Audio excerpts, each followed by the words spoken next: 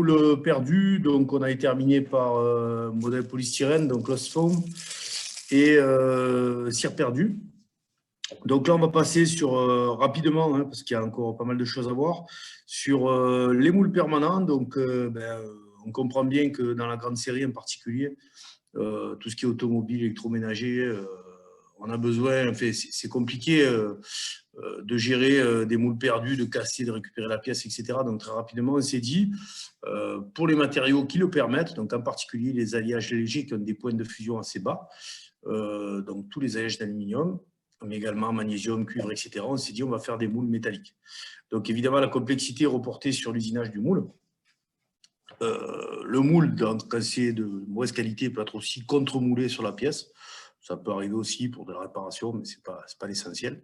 La plupart du temps, c'est usiné. C'est des matériaux qui sont très durs, donc c'est usiné souvent par électroérosion et par enfonçage pour réaliser des tailles de forme, comme vous pouvez le voir sur les deux photos qui sont là sur la gauche.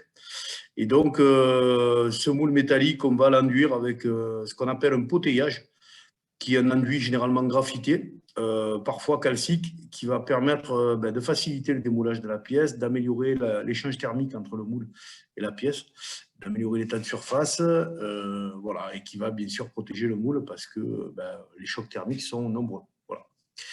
Donc, un petit film que vous pourrez voir aussi en vidéo dans le cours, je coupe le son.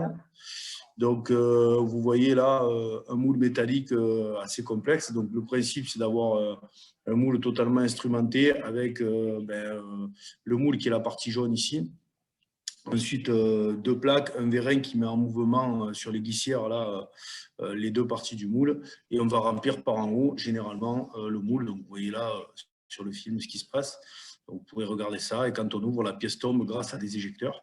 Voilà, donc évidemment, pour la mise en œuvre de ces moules et l'usinage, la préparation, etc., c'est assez complexe parce qu'il y a tout un tas de problèmes qui peuvent se poser. Alors, il peut y avoir du moulage qu'on appelle par gravité, comme vous voyez ici, où l'opérateur coule dans un petit moule manuel les pièces et vient les récupérer. Hein, donc, ça, c'est une première possibilité.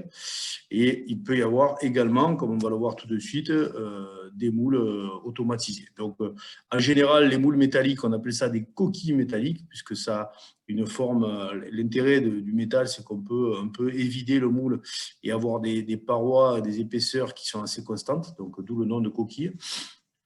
Donc, le vocabulaire, il est là. Vous retrouvez le canal, le coulé. Alors, la seule particularité, c'est les noyaux, quand ils sont massifs, on va continuer à appeler ça des noyaux métalliques. On peut aussi utiliser des noyaux de sable dans des moules métalliques, donc généralement fabriqués avec le procédé Croning qu'on a vu l'autre fois, prise chimique à chaud. Et quand ils sont, ce sont des noyaux de faible diamètre par rapport à la longueur, alors pour tout ce qui est passage de vis, etc., on va plutôt appeler ça des broches. Voilà. Et donc, en général, une coquille métallique, comme vous l'avez vu tout à l'heure, soit c'est deux parties qui vont s'ouvrir avec un plan de joint, donc un plan d'ouverture verticale, soit c'est quelque chose qui a cette architecture-là, avec une partie basse qui ressemblerait à une table qu'on va appeler la semelle, et des chapes qui viennent coulisser. Il peut y en avoir 3, 4, suivant la complexité de la pièce, qui viennent coulisser sur la semelle pour pouvoir s'ouvrir et libérer la pièce. Donc voilà, comme un exemple de moule métallique. Donc, hop, je vais essayer. Alors, je crois que c'est un film, mais je n'arrive pas à le passer. Non, c'est une photo en fait. Donc voilà un exemple de moule métallique. Donc vous avez ici un noyau sur le côté, hein, bien massif là. Et ensuite vous avez les deux parties du moule qu'on va appeler les chapes, qui vont coulisser sur la semelle qui est ici en bas. Voilà. Et qui vont se refermer. Donc on coule la pièce ici par en haut. Vous voyez l'entonnoir de coulée qui est là et là. Ça alimente ici, ça remplit la forme de la pièce. Et ensuite on ouvre, on récupère la pièce finie. Et monsieur ?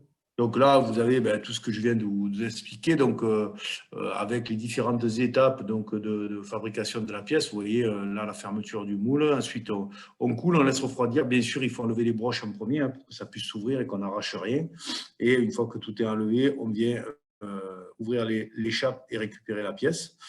Donc, on peut, sur ces moules-là, jouer sur la cadence de production. On peut maîtriser plus ou moins le refroidissement, puisqu'on peut refroidir le moule aussi, ou le réchauffer à certains endroits si besoin.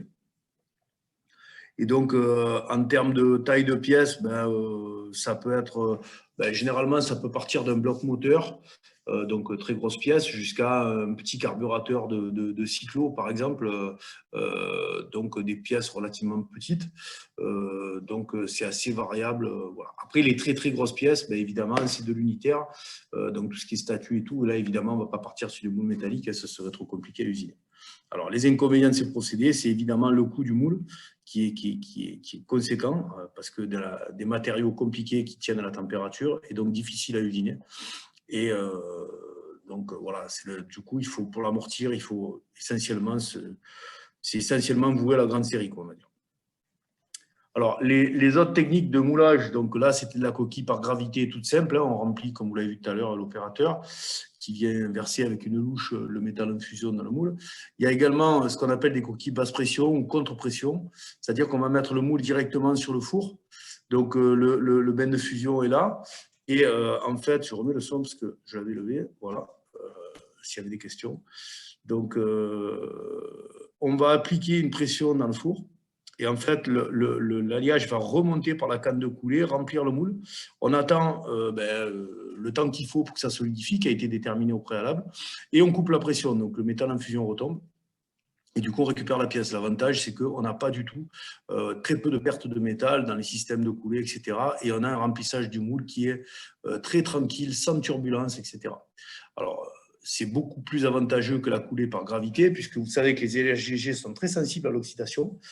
Et donc, dans les coquilles métalliques, un des principaux problèmes, c'est aussi au moment de la coulée, les turbulences dans le moule. Donc, souvent, on est obligé, en coquille par gravité, je ne vous l'ai pas dit tout à l'heure, mais on est obligé d'incliner le moule pendant la coulée, un petit peu comme une coupe de champagne pour éviter la formation de bulles pendant que ça coule. Et donc, ensuite, au fur et à mesure qu'on remplit, on redresse le moule, exactement comme le même principe que le remplissage d'une coupe de champagne. Donc, autre procédé, alors essentiellement réservé à la très grande série, ce qu'on va appeler les coquilles haute pression. Donc, ce sont pour des... Alors, généralement, ce sont des pièces qui peuvent aller, on va dire, jusqu'à un volume de 5-6 litres, hein, pas plus, parce qu'après, ça commence à devenir compliqué à gérer. Donc, on va en fait remplir une chambre d'un vérin, soit avec une louche qu'on va appeler, dans ce cas-là, on va appeler ça une chambre froide, soit on va directement noyer la chambre du vérin dans le four, et là, dans ce cas-là, on va appeler ça chambre chaude. Et donc, le vérin va se remplir avec le métal en fusion, et là, le vérin va pousser le métal dans le moule sous très haute pression. On peut monter jusqu'à 700 à 1000 bars au niveau des pressions d'éjection dans le moule. Donc, on maintient cette pression pendant un certain temps, on laisse solidifier, on ouvre le moule, on récupère la pièce. Et donc, l'avantage, là, évidemment, ce sont les épaisseurs de pièces qu'on peut atteindre, puisque là, on peut aller jusqu'à des épaisseurs de 1 à 2 mm. On peut avoir des trous bruts de fonderie de quelques millimètres de diamètre, avec des très grandes qualités au niveau des dimensions. Comparables à de l'usinage, et donc très utilisé, par exemple, pour tout ce qui est électroménager et petites pièces pour l'industrie automobile. Donc évidemment, ça c'est pour la très grande série, puisque le moule coûte très cher. Alors, je vais derrière un petit film, voilà, que vous pourrez visualiser aussi par ailleurs. Donc, vous voyez que ce sont des installations industrielles assez conséquentes. Je vous montre juste le principe. Donc, vous voyez le vérin là qui vient injecter le métal en fusion. Vous voyez là, alors là, il vient de s'ouvrir. La louche vient remplir la chambre du vérin. Donc ça, c'est typiquement une chambre froide. Voilà. Et ensuite, on va injecter, donc on remplit la chambre avec le métal en fusion. Et là, hop, on va injecter le métal en fusion dans le moule. Donc là, on vous explique le principe. Hein. Le vérin vient pousser le métal, on laisse solidifier. Et ensuite, on ouvre les deux parois du moule. Et il y a toujours, alors comme il y a des très fortes pressions d'éjection, évidemment, il y a tendance à avoir une certaine adhérence entre la pièce et le moule. Et donc, pour sortir la pièce, bien sûr, il faut un système d'éjection de la pièce, donc qui va venir permettre de récupérer. Donc là, vous voyez notre moule un peu plus gros. Alors, vous voyez tous les systèmes de refroidissement qu'il peut y avoir au niveau du moule. C'est un peu des usines à gaz. Et donc là, on laisse refroidir. Et là, le moule va s'ouvrir. On va récupérer la pièce. Donc, vous voyez les éjecteurs et un manipulateur qui vient récupérer la pièce. Voilà. Donc là, il y a plusieurs pièces qui sont coulées en même temps. Hein. Donc là, sous une autre vue. Donc là, on positionne un noyau. On vient mettre du potayage. On récupère la pièce. Voilà, il y a tout un tas d'opérations qui peuvent être fabriquées. Et là, vous voyez un sortir. Alors ça, c'est un panneau latéral de voiture. Et un sortant, on vient le tremper directement dans un bac pour faire un traitement thermique. Voilà. Donc là, on vient ébavurer. Donc, vous voyez, on revient sur le cours de découpage cisaillage, puisqu'on fait de l'ébavurage et du démacelotage par cisaillage en une seule passe. Vous allez voir que l'opérateur va récupérer la pièce finie, qui est complètement démunie de tous les systèmes de coulée. Voilà la pièce. Donc, vous retrouvez ces films, vous avez tous les liens qui sont dans le cours, sur Amétis. Donc ensuite, moulage par centrifugation, donc la dernière famille de procédés. Donc on a dit gravité, on a dit basse pression, on a dit très haute pression, et là centrifugation, donc essentiellement réservé au moulage des pièces de révolution. Alors la pièce principale qui est moulée comme ça, ce sont les gros tuyaux en fonte qui peuvent être utilisés pour les canalisations d'eau. Je ne sais pas si vous avez déjà vu des gros chantiers comme ça. On a des tuyaux de 6 mètres à 10 mètres qui sont diamètre 1 mètre, 800 mm, des choses comme ça. Donc, on peut aussi fabriquer avec ce procédé-là des pièces bimatériaux. Alors, par exemple, des paliers avec une bague extérieure en acier et une bague intérieure en bronze. Donc, on vient couler d'abord l'acier puis le bronze. Hein, ça existe aussi comme ça. Alors là, vous voyez la canule de coulée qu'il a avec le métal qui est déversé. Vous voyez le moule qui tourne. Donc, on déverse uniquement la bonne quantité de métal pour avoir l'épaisseur voulue. Et vous voyez, donc si on revient un petit peu en arrière, hop, hop, hop, vous voyez ici le front de solidification qui avance hein, tout doucement jusqu'au bout et à la fin, bien, on vient récupérer notre tuyau et le sortir du moule avec une épaisseur régulière. Voilà. Donc, on peut aussi alors vous voyez qu'on peut fabriquer donc des moules les pièces en utilisant des moules horizontaux en configuration horizontale. On peut aussi fabriquer des pièces en configuration verticale de ce type-là. Donc, bacs bimatériaux, je vous en ai parlé tout à l'heure, tout ce qui est fabrication de tubes, de pièces un peu grosses et massives. Et si on veut couler de la fonte, comme je vous en ai parlé tout à l'heure, c'est plus du tout un alliage léger, hein, parce que la fonte, c'est 1500 degrés. Donc, en fait, les moules ne sont plus uniquement métalliques, ils sont souvent enduits d'un revêtement céramique pour pouvoir tenir la température. Donc, vous voyez qu'il y a énormément de procédés de fonderie qui existent. On en a vu plusieurs depuis l'autre fois. Donc, qu'est-ce que c'est qui va nous permettre de choisir entre tel et tel procédé? Tous ces critères-là, hein, comme d'habitude. Donc, des contraintes économiques, évidemment, par rapport à la quantité de pièces, la série. Alors, on voit qu'il y a une notion de seuil de rentabilité, par exemple, entre le sable et la coquille pour l'industrie automobile. Quand on est en dessous d'un certain nombre de pièces, c'est mieux d'utiliser du sable parce que le sable, on a beaucoup de coûts par pièce liés au consommable. Par contre, on a très peu de coûts au niveau de l'outillage au départ, et c'est l'inverse pour la coquille. Donc, à partir d'un certain nombre de pièces, c'est l'autre qui devient rentable. On a aussi des contraintes dimensionnelles. Il y a certains procédés qui sont plus précis que d'autres, qui permettent d'avoir un meilleur état de surface.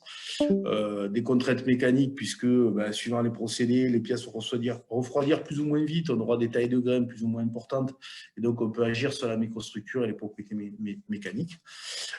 Et aussi, le principal point, les contraintes matériaux, puisqu'il y a des procédés, par exemple, prenez les coquilles, c'est essentiellement les alliages GG, puis il y a des procédés qui permettent de couler tous les alliages. Donc, voilà, c'est aussi ces critères-là. Donc, l'ensemble de ces critères va permettre au fondeur de choisir le bon procédé pour réaliser sa pièce. Alors, vous avez un petit résumé dans le tableau qui est là, des différentes... Alors, pour les principaux procédés, je ne vous ai pas tout mis, hein, des principaux avantages et inconvénients de chacun de ces procédés et des points forts de chacun. Voilà. Donc, on en arrive à l'étude de moulage. Est-ce que vous avez des questions sur ce qu'on vient de voir? Non, ça va. Pas pour l'instant. Monsieur? Ouais. Juste par contre, dès qu'on démoule, par exemple pour les coquilles, est-ce qu'après, du coup, il faut nettoyer le moule, enfin, il faut nettoyer le moule, il faut nettoyer le moule. Alors, toi, tu réfléchis par rapport au TP Composite, là. Bah, je ne l'ai pas fait encore, mais... Tu ne l'as pas fait, d'accord. Donc, du coup, nettoyer, oui, toutes les 5 000 ou 10 000 pièces, on fait un arrêt du moule. On vient le décaper complètement, on vient enlever toutes les couches de potayage qui sont dessus. Et on refait un nettoyage propre, donc c'est avec du microbillage ou des choses comme ça. Et on vient ensuite refaire un enduit sur le moule et on repart sur la production. Hein. Mais c'est quand même toutes les 5 à 10 000 pièces. Alors pourquoi? Parce qu'en fait, le potayage, on n'en met pas toutes les pièces. On va en mettre dans l'industrie, on fait ça une pièce sur 5, une pièce sur 10. On remet un coup de potayage. Et donc, c'est vrai qu'au fur et à mesure des pièces, il y a une espèce de croûte qui se forme, qui va déjà modifier un petit peu les dimensions et puis dégrader un petit peu l'état de surface. Donc, de temps en temps, il faut faire un coup de nettoyage. C'est quand même toutes les 5 000 pièces, quoi. Hein. C'est pas tous les jours. Okay. Voilà.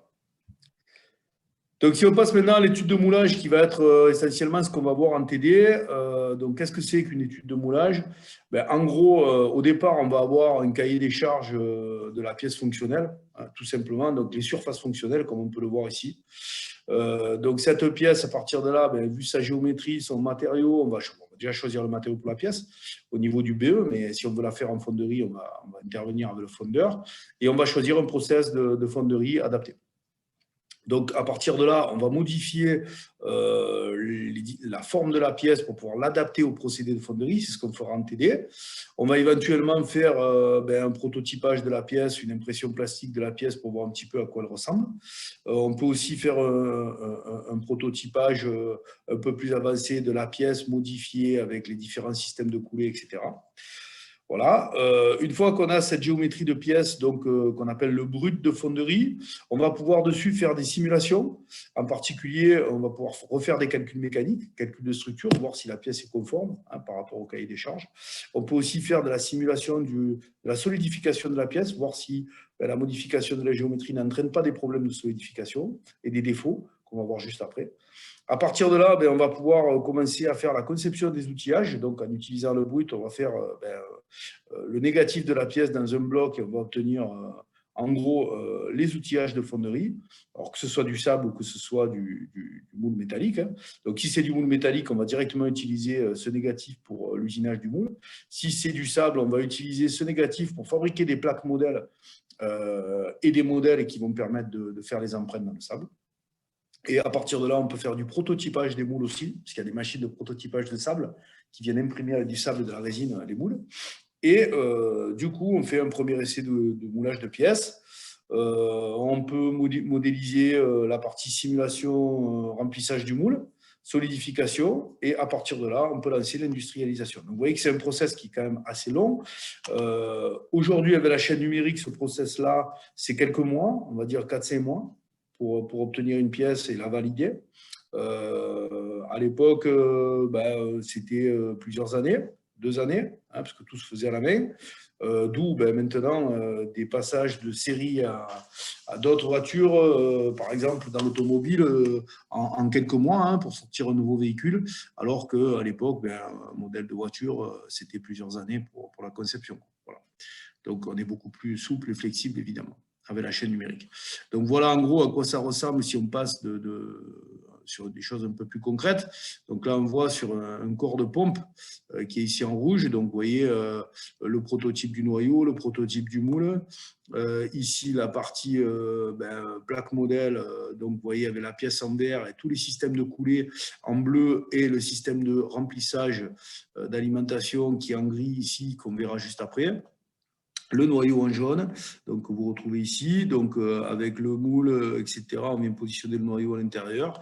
Et là, vous voyez la coulée de la première pièce prototype et on vient récupérer la pièce avec tous les éléments de coulée qu'on a rajoutés, hein, donc les canaux de coulée, les descentes, etc., qu'on va venir couper après. Et on récupérera la pièce finie. Voilà, donc là, je vous ai remis ce qu'on vient de raconter, donc je passe. Alors, en termes de vocabulaire, comment ça se passe quand on a un moule, donc là, on part sur du moulage sable, hein, pour nous. La terminologie reste quasiment la même pour le moulage métallique, mais là, on part sur du moulage sable. Donc, on va retrouver un modèle ici, vous voyez, avec des petits systèmes de centrage qui vont permettre de positionner le demi-modèle supérieur par rapport au demi-modèle inférieur. Avec ici ce qu'on va appeler des portées de noyaux qui vont créer des empreintes dans le moule de chaque côté qui vont permettre de positionner le noyau qui est ici dans ces portées de noyaux. Ensuite, on va avoir ce qu'on va appeler le dispositif de remplissage qui va permettre de couler la pièce, le dispositif d'alimentation qui va permettre d'éviter qu'il y ait des défauts dans la pièce, on y reviendra après, donc ce qu'on va appeler des masselottes. Donc, le plan d'ouverture du modèle et du châssis, donc c'est ce qu'on va appeler le plan de joint, et ce sera une des principales difficultés pour le fondeur que de choisir ce plan de joint. Et donc les conteneurs métalliques ou en bois qui permettent de contenir le sable qui est tassé à l'intérieur, c'est ce qu'on va appeler des demi-châssis, et l'ensemble des deux demi-châssis va constituer le châssis qui est le moule dans son intégralité. Donc, pour fabriquer les noyaux, évidemment, on a des boîtes à noyaux. Donc, on en a parlé un petit peu l'autre fois avec les procédés Ashland ou prise chimique, hein, à chaud, qui vont permettre de fabriquer ces noyaux. Donc, le dispositif de remplissage, c'est tout ce qui est coulé, hein. Donc, vous allez retrouver ici en termes de vocabulaire pareil, l'entonnoir de coulée, la descente, on peut mettre éventuellement un filtre. Après, on a ici un bassin de coulée.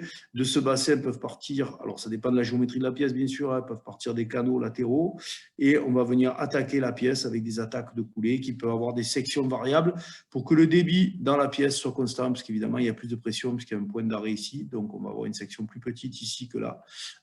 Sinon, on n'aura pas le même débit dans les deux attaques. Donc, il y a tout un tas de choses à gérer avec de la mécanique des fluides, hein, donc ça peut être assez complexe. On peut aussi avoir ce qu'on va appeler des évents, donc des tirages d'air, puisqu'évidemment, s'il n'y a pas de tirage d'air dans le moule, le métal ne va pas, le niveau du métal ne va pas monter, et donc la pièce ne pourra pas se remplir. Donc, on va faire des tirages d'air dans les moules systématiquement. Alors, le dispositif de remplissage, évidemment, l'intérêt, c'est de remplir la pièce le plus rapidement possible, ce qui veut dire qu'il faudra avoir des sections les plus grosses possibles.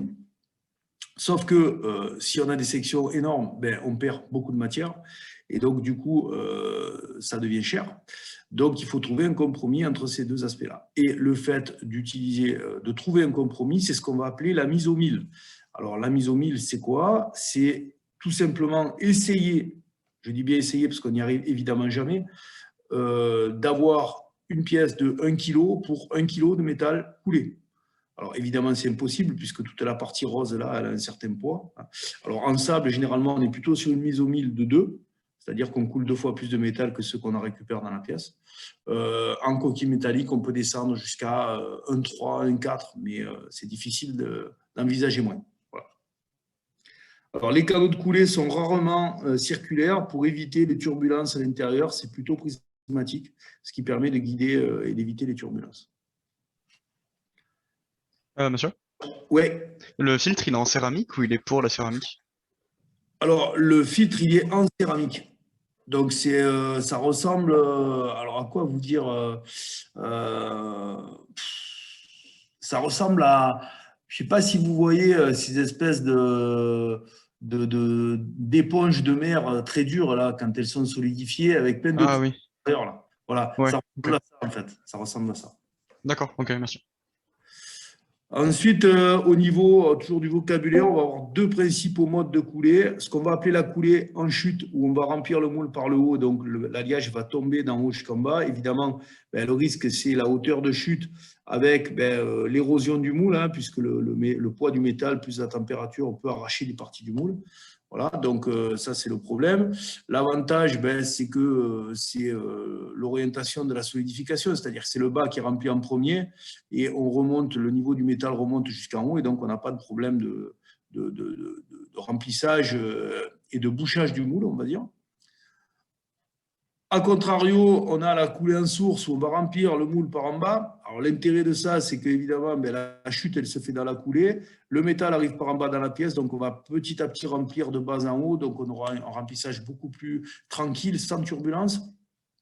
Par contre, l'inconvénient, c'est qu'il faut beaucoup plus de métal pour faire le système de coulée, donc la mise au mille n'est pas bonne.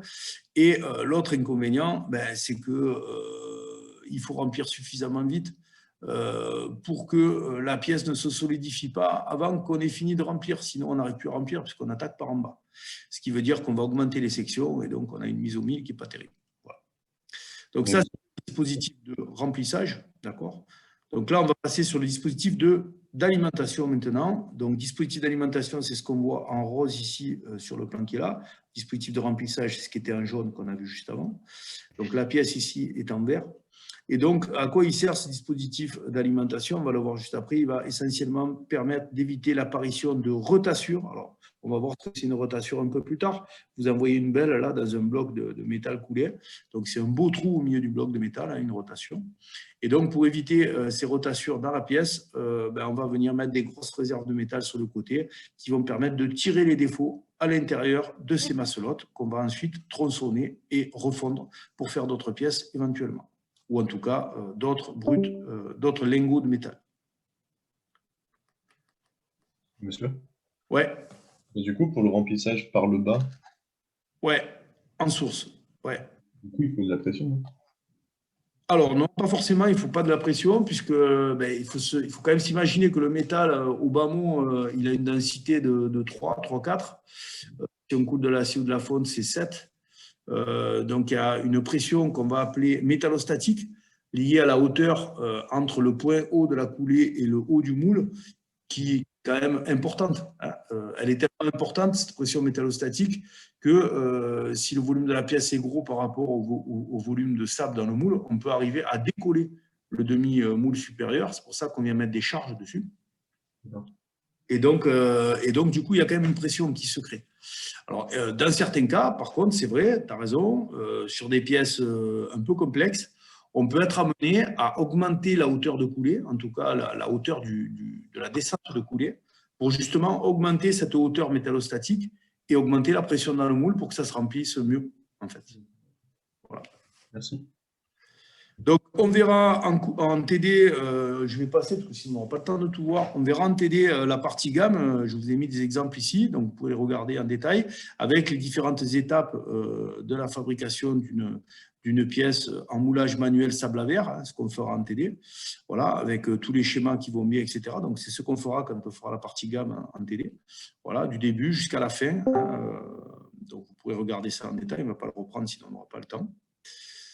Voilà. Donc, à la fin, vous voyez qu'on vient découper tous les systèmes de coulée, ce qu'on va appeler le démacelotage, et puis on fait un nettoyage de la pièce, alors généralement avec du grenaillage, donc projection de microbilles d'acier ou de céramique sur la pièce. Quand je me suis Et il y réveillé, a j'ai toute mon la PC partie qui contrôle, buguait beaucoup. donc J'ai essayé de expédition des partir, pièces, venir souvent faire les des bruits de trucs, ça fonderie, marche. si vous prenez des corps de pompe, des choses comme ça, c'est tout peint, usiné, Ouais. les portées sont usinées, etc. Donc souvent, quand il y a une fonderie, il y a un atelier d'usinage juste à côté pour faire le parachèvement des boîtes. Voilà. Vas-y. Est-ce que vous avez des questions sur la partie étude de moulage? Non, pour l'instant, ça va. Voilà, donc l'étude de moulage, pour résumer, c'est j'ai une pièce fonctionnelle, c'est ce qu'on va faire en TD. J'ai une pièce fonctionnelle, je choisis, alors je choisis ou je ne choisis pas, hein, ça dépend si on me l'impose ou pas, le matériau. À partir de là, je choisis un procédé et je vais faire toutes les adaptations nécessaires sur le dessin de définition de la pièce pour l'adapter au procédé. À partir de là, on conçoit tous les outillages et on va jusqu'à la gamme de fabrication totale de la pièce qu'on vient de visualiser. Donc, bien sûr, dans cette gamme de moulage, il y a un point clé, c'est le tracé de la pièce, puisqu'on va partir de la pièce fonctionnelle. Et on va faire ce qu'on appelle l'habillage de la pièce, c'est-à-dire qu'on va venir rajouter sur cette pièce des éléments qui vont permettre des détails de forme, des surépaisseurs, des choses comme ça qui vont permettre de pouvoir réaliser cette pièce avec le procédé de moulage qu'on aura choisi. Donc, l'idée, évidemment, c'est d'obtenir une pièce sans défaut. Et l'idée, c'est aussi d'avoir une pièce la moins chère possible. Donc, à la fin, ce dessin de définition de la pièce brute, il doit contenir toutes les codes qui permettent de définir cette pièce brute, éventuellement des états de surface, si on a des critères d'état de surface à respecter. On peut y mentionner les surépaisseurs d'usinage, c'est-à-dire quelle est la quantité de matière qu'il va falloir enlever après l'usinage. On peut aussi préciser quelles sont les premières les surfaces de mise en position pour les premières phases d'usinage, puisque ça peut avoir un intérêt pour le choix, par exemple, du plan de joint. On aura des parties qui seront dépouillées et on peut aussi, sur ce dessin, préciser les fréquences de contrôle des pièces. Voilà. Donc évidemment, c'est un travail collaboratif entre à la fois le bureau d'études qui produit la pièce fonctionnelle, le bureau des méthodes fonderie qui va, lui, produire le brut, et le bureau des méthodes usinage qui, lui, a besoin de surface pour pouvoir usiner la pièce. Et donc, parfois, comme on peut agir au niveau de la fonderie sur la forme de la pièce, on va être amené à rajouter certains éléments ou certaines surfaces qui vont faciliter la mise en position de la pièce. Donc, on va dire qu'il y a encore quelques années, tout ça se faisait oralement et sur des schémas papier, en allant voir les gens. Aujourd'hui, on peut faire ça grâce à la chaîne numérique, c'est-à-dire que les gens peuvent travailler sur des fichiers, partager ces fichiers et venir chacun contrôler que tout va bien par rapport au boulot que chacun a à faire. Alors, on va prendre deux petits exemples de pièces. Une pièce plutôt, on va dire, avec une symétrie de révolution, qui pourrait être une réduction de diamètre, un chapeau d'un carter quelconque, un truc comme ça, et une équerre, qui est une pièce assez classique en fonderie, qui pourrait être une équerre de fixation, d'un moteur, ou de ce que vous voulez. Et donc, on va dérouler toute l'étude de moulage sur ces deux pièces pour que vous voyez en gros en quoi ça consiste. Donc, la première étape, ça va être le choix du plan de joint. Donc, ce plan de joint, il est symbolisé par alors, les deux petits drapeaux qui sont là ou la paire de ciseaux. Certains disent que c'est une paire de ciseaux parce que c'est par là qu'on coupe le moule pour l'ouvrir. Enfin, qu'on coupe, hein, c'est une vision de l'esprit, bien sûr. Donc, ce plan de joint, il a tout un tas de critères qu'on ne peut pas tous respecter, mais qu'on va essayer de respecter en majorité. Donc, premier critère, c'est l'orientation naturelle de la pièce dans le moule. En gros, vous prenez la pièce dans les mains, vous la posez sur une table, sur quelle partie vous allez la poser. Par exemple, cette pièce-là, vous allez la poser sur le plan vert. Hein, donc, elle a été coupée en deux, hein, cette pièce, évidemment, pour que vous compreniez mieux à quoi elle ressemble. Ou vous allez la poser sur le plan vert, si on prend le plan de posage naturel. Ici, on va la poser sur le plan violet, hein, qui est le plan de plus grande dimension.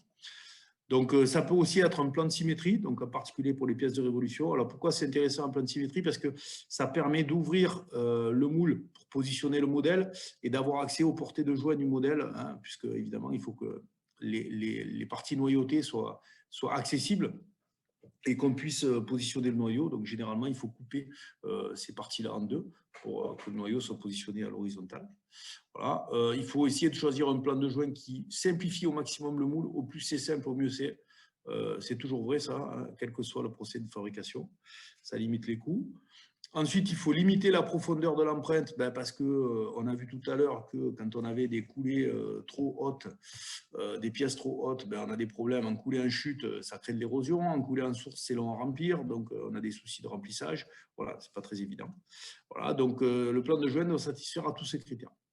Donc là, si on prend le plan naturel de posage, sur cette pièce, c'est le plan qui est en vert. Et donc, on n'aura pas de noyau puisqu'on aura la partie centrale qui sera donnée par le demi-moule inférieur. On va voir ça juste après.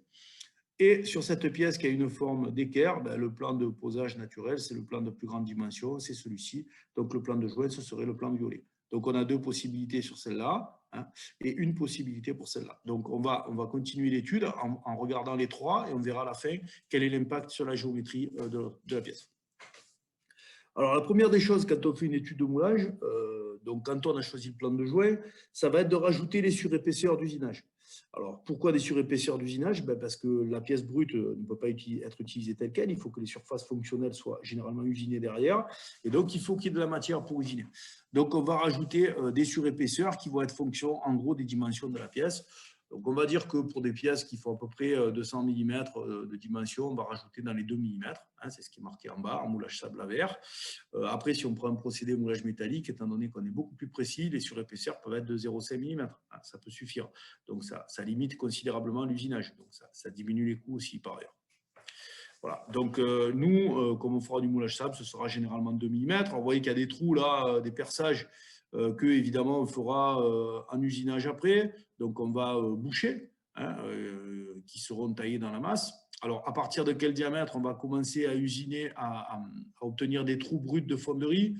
On va dire qu'en moulage sable, c'est aux alentours de 20 mm.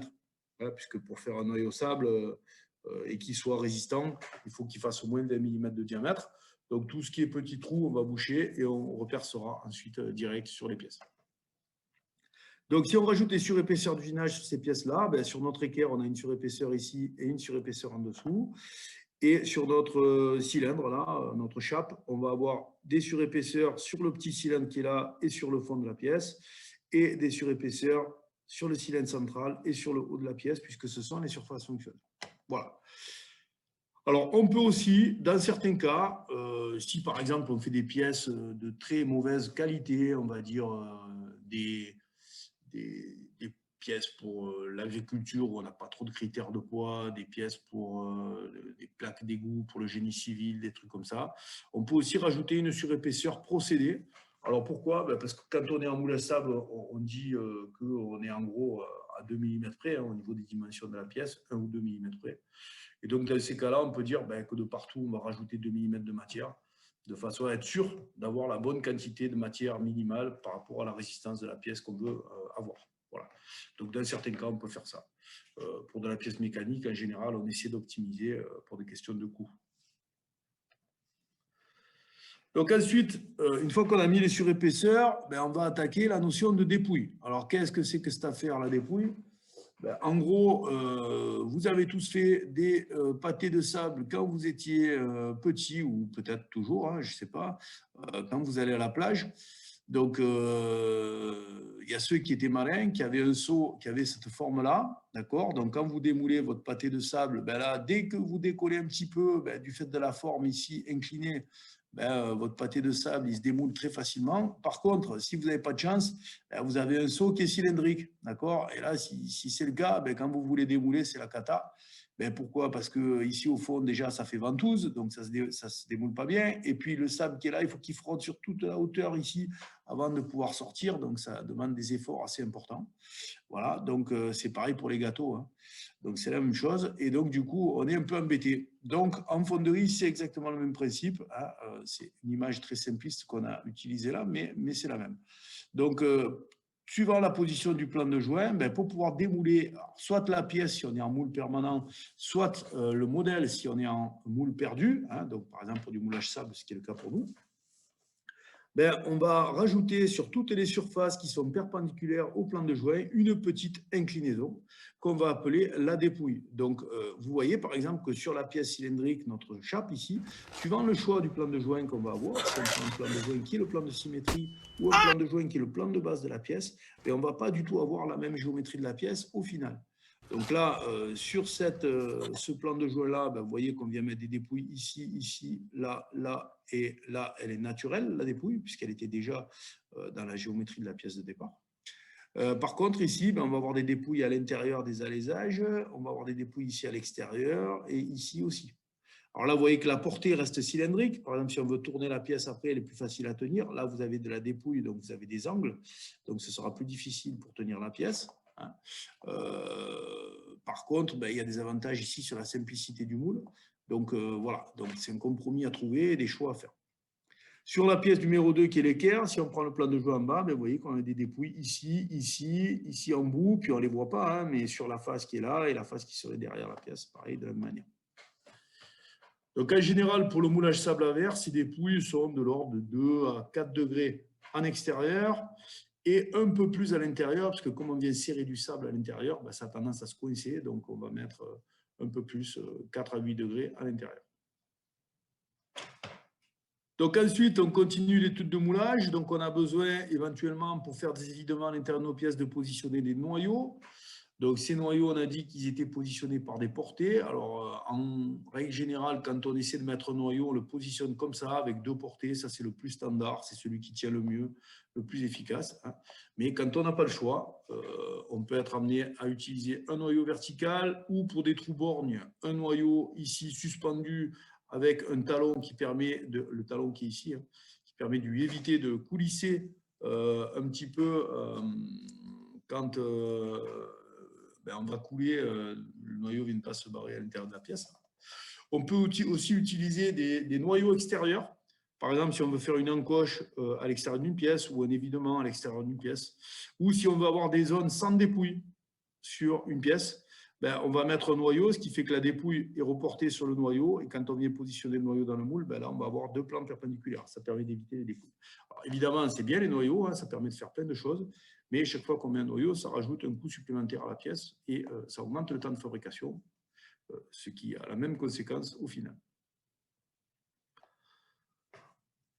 Donc ensuite, il faut être conscient que, suivant le procédé, on ne pourra pas couler des épaisseurs identiques.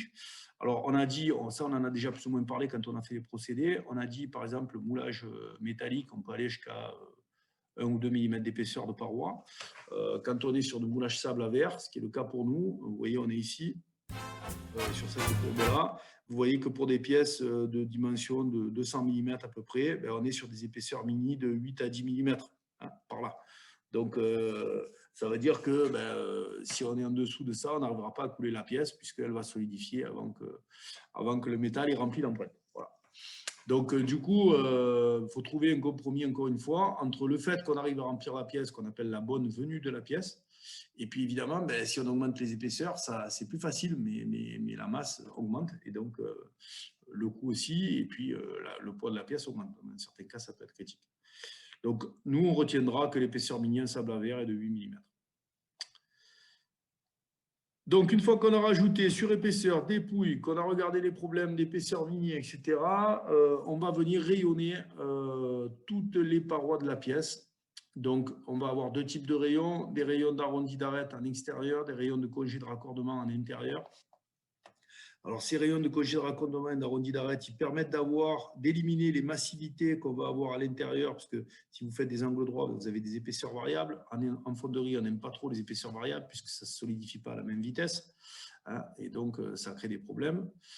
Donc, ces rayons, ils vont améliorer aussi la tenue du moule en sable, c'est-à-dire que si on a des arêtes vives, ça va se casser. Pour les moules métalliques, c'est la même chose, des concentrations de contraintes, etc. Donc, généralement, on retient que ces valeurs-là, qui sont dans le tableau qui est ici, qu'on utilisera en TD pour le moulage sable à verre. Voilà, donc quand on a fait tout ça, on va arriver, en gros, alors vous voyez, suivant les solutions qu'on a choisies, pour la pièce numéro 1, on va arriver avec la solution plan de joint en plan de symétrie. On va arriver à la forme du brut final qui est là, que vous voyez ici en version drafting, donc en mise en plan sur la partie basse. Les parties de matière qu'on a rajoutées sur la pièce, donc vous voyez les rayons ici intérieur, les surrepes, les dépouilles, etc. Vous les voyez ici sur le côté. Et par contre, si on a pris la solution D au niveau du plan de joint, donc le plan de posage en bas, on arrive à cette forme-là de pièce. Donc, vous voyez, en respectant les valeurs que je vous ai données, on a rajouté tout ça sur notre pièce fonctionnelle. Si on prend maintenant notre équerre, même chose. On est parti de la pièce fonctionnelle que vous voyez par transparence ici au milieu. Et on va aboutir au brut final qui est là, que vous voyez ici en version drafting ou en 3D, en filaire. Et donc, on a rajouté toutes ces parties-là sur la pièce pour pouvoir l'adapter au procédé de moulage. Donc, on va passer très rapidement, parce qu'on n'a plus beaucoup de temps. Donc, je reviens aux défauts de fonderie. Et on terminera par ça, qui sont le principal problème que va rencontrer le fondeur, mais c'est aussi tout le savoir-faire du métier de fondeur. Vous m'entendez toujours? Oui, oui, toujours. Ok. Donc, en gros, on a dit qu'en fonderie, on partait du métal liquide et qu'on allait jusqu'à la pièce finie solidifiée. Donc, il faut intégrer là-dedans toute la partie solidification, le process, matériaux, etc. On sait qu'en fonderie, on est incapable de faire du zéro défaut. On sait que les pièces moulées, elles ont toujours des défauts, des micro-défauts. Et l'idée, c'est que les défauts qu'on a dans les pièces soient acceptables en termes de dimension. Donc, c'est pour cette raison qu'on va faire du contrôle sur les pièces que vous ferez l'année prochaine, du CND que vous ferez l'année prochaine en début d'année, qui va nous permettre de garantir, en tout cas de s'assurer un maximum, qu'il n'y a pas de défaut supérieur à une taille critique dans les pièces. Voilà. Et donc, ça va être le savoir-faire du fondeur et le métier de fondeur qui va permettre d'y arriver.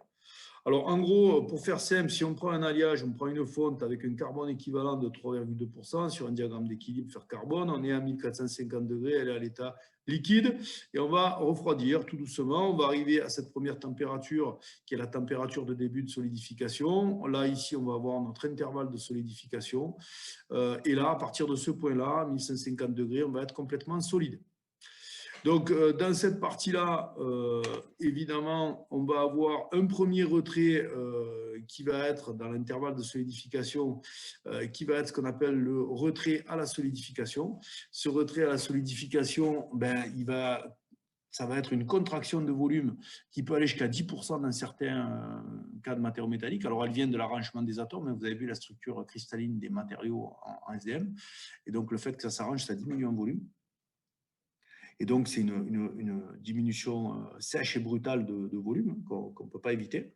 Et ensuite, à partir de 1150 degrés, on a un matériau solide et la pièce vient à 20 degrés. Et là, il ne faut pas oublier que, comme on diminue là, en gros de 1100 degrés, on va avoir une contraction liée à la contraction linéaire, donc un retrait linéaire, tout simplement lié à la dilatation du matériau ou au refroidissement du matériau. Voilà, qu'on peut observer sur tout type de matériaux métalliques qu'on va chauffer. Donc, si on prend quelques exemples de valeurs de retrait, vous voyez que pour le retrait à la solidification, on peut aller jusqu'à 10% pour les aciers, qui sont les matériaux qui se moulent le moins bien. En général, pour les fontes, c'est que de quelques pourcents, mais on peut quand même aller jusqu'à 5-6%, ce qui est assez énorme. Hein. C'est-à-dire qu'en gros, sur 1 litre de métal, vous pouvez avoir un trou dans la pièce qui fait 5 centilitres. 5 centilitres, c'est la taille, on va dire, allez, un petit verre à ballon de Ricard pour les gens qui visualisent ça assez bien. Hein. Tout le monde doit visualiser ça assez bien. Voilà. Donc, du coup, ça fait un trou qui est quand même assez conséquent dans la pièce. Alors, suivant comment se solidifie la pièce, ce trou, il va être soit au milieu, donc quand on a une pièce en front discontinu, ici, front continu, pardon, et quand on a un front discontinu, là c'est une erreur, il faudra barrer 10, c'est continu. Et ici, quand on a un matériau qui solidifie un petit peu de partout en même temps, alors les parois, puis aussi au milieu, là on va avoir des petits trous partout, donc on aura des défauts de partout à l'intérieur. Donc on n'aura pas du tout le même résultat. Donc, pour essayer de visualiser tout ça, on peut utiliser un essai de coulabilité. Donc, je vais vite parce qu'on est pressé par le temps.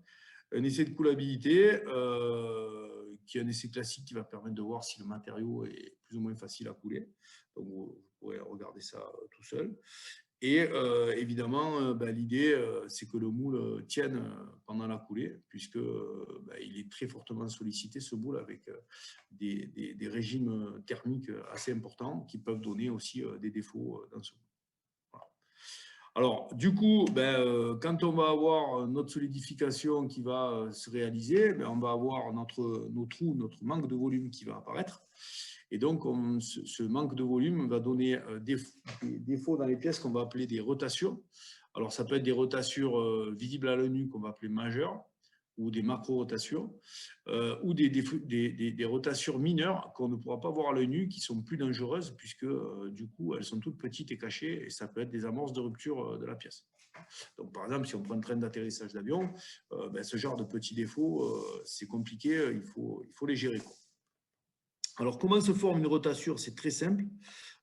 Si on regarde comment ça marche, on remplit une enceinte en sable avec du métal liquide. Naturellement, on commence à se solidifier de l'extérieur vers l'intérieur, parce que l'extérieur est froid.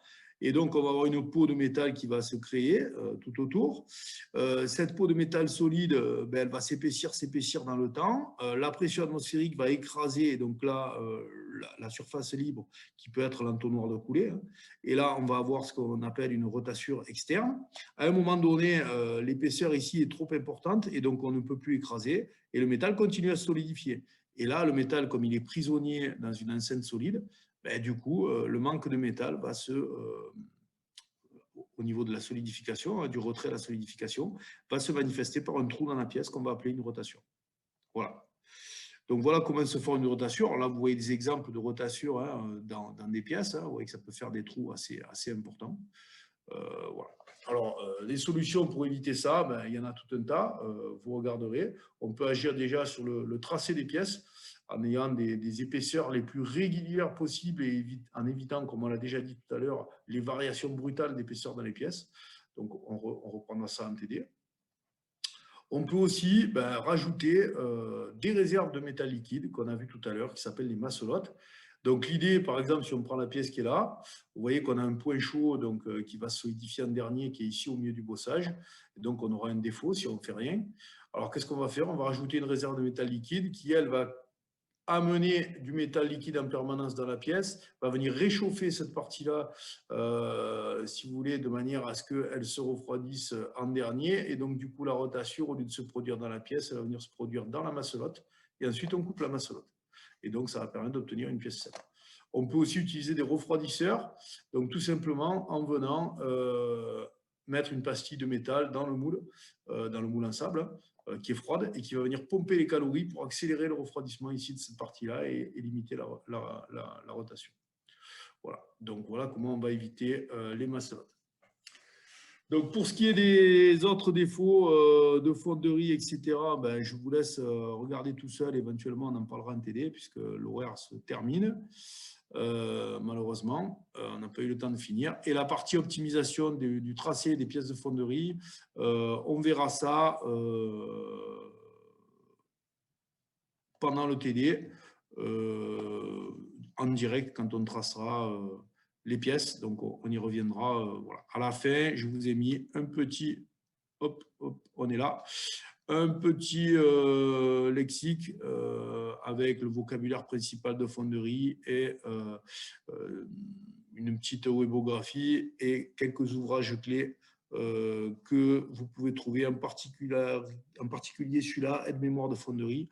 Il est à la bibliothèque là, à l'IUT et c'est un super petit bouquin sur toutes les techniques de fonderie. Voilà, je vous remercie et je vous dis à bientôt en TD pour faire des études de moulage. Merci. Ok. Merci, monsieur. Au revoir. Merci, au revoir. Bonne journée.